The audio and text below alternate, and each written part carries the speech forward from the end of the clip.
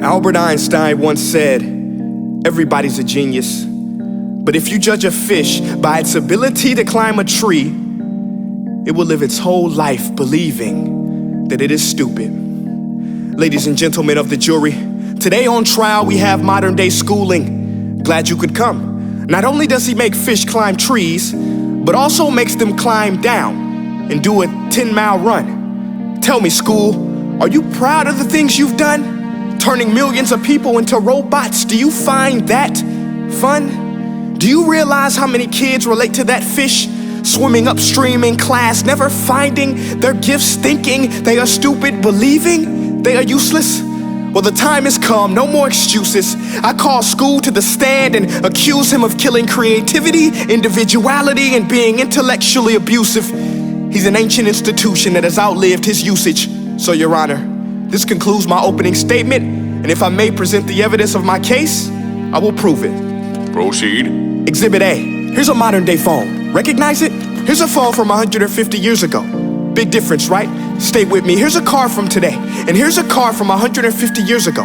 Big difference, right? Well, get this. Here's a classroom of today, and here's a class we used 150 years ago. Now, ain't that a shame? In literally more than a century, nothing has changed. Yet you claim to prepare students for the future?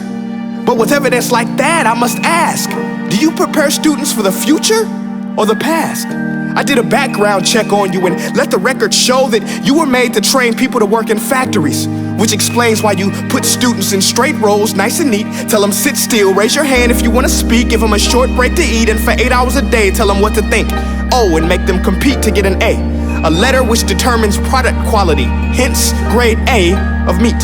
I get it. Back then, times were different. We all have a past. I myself am no Gandhi. But today, we don't need to make robot zombies. The world has progressed, and now we need people who think creatively, innovatively, critically, independently, with the ability to connect. See, every scientist will tell you that no two brains are the same, and every parent with 2 or more children will confirm that claim. So please explain why you treat students like cookie cutter frames or snapback hats, giving them this one-size-fits-all crap. Watch your language. Sorry, Your Honor, but if a doctor prescribed the exact same medicine to all of his patients, the results will be tragic. So many people would get sick, yet when it comes to school, this is exactly what happens, this educational malpractice, where one teacher stands in front of 20 kids, each one having different strengths, different needs, different gifts, different dreams, and you teach the same thing the same way? That's horrific. Ladies and gentlemen, the defendant should not be acquitted. This may be one of the worst criminal offenses ever to be committed. And let's mention the way you treat your employees. Objection. Overruled. I want to hear this. It's a shame. I mean, teachers have the most important job on the planet, yet they're underpaid? No wonder so many students are short-changed. Let's be honest, teachers should earn just as much as doctors, because a doctor can do heart surgery and save the life of a kid, but a great teacher can reach the heart of that kid and allow him to truly live. See, teachers are heroes that often get blamed, but they're not the problem. They work in a system without many options or rights. Curriculums are created by policymakers, most of which have never taught a day in their life. Just obsessed with standardized tests. They think bubbling in a multiple choice question will determine success. That's outlandish. In fact, these tests are too crude to be used and should be abandoned, but don't take my word for it. Take Frederick J. Kelly, the man who invented standardized testing, who said, and I quote, "These tests are too crude to be used and should be abandoned." Ladies and gentlemen of the jury, if we continue down this road, the results will be lethal. I don't have much faith in school, but I do have faith in people. And if we can customize healthcare, cars, and Facebook pages, then it is our duty to do the same for education, to upgrade it, change it, do away with school spirit, because that's useless. Unless we're working to bring the spirit out of each and every student, that should be our task. No more Common Core. Instead, let's reach the core of every heart in every class. Sure, math is important, but no more than art or dance. Let's give every gift an equal chance. I know this sounds like a dream, but countries like Finland are doing impressive things. They have shorter school days, teachers make a decent wage, homework is non-existent, and they focus on collaboration instead of competition. But here's the kicker, boys and girls.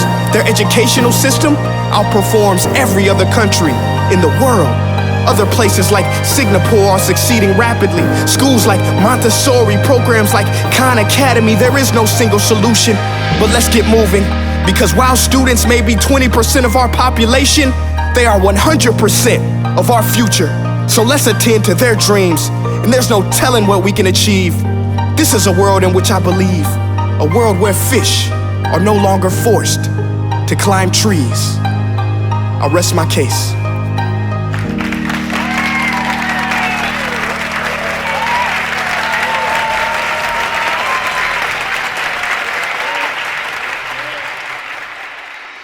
Hey guys, my name is Prince EA, and I want to say thank you so much for watching my video. But now, I want to know what you think. How can we together create a more efficient, effective, and just better future of learning? I want you to visit nestday.com/preorder the future and share your thoughts and ideas on the topic. Peace.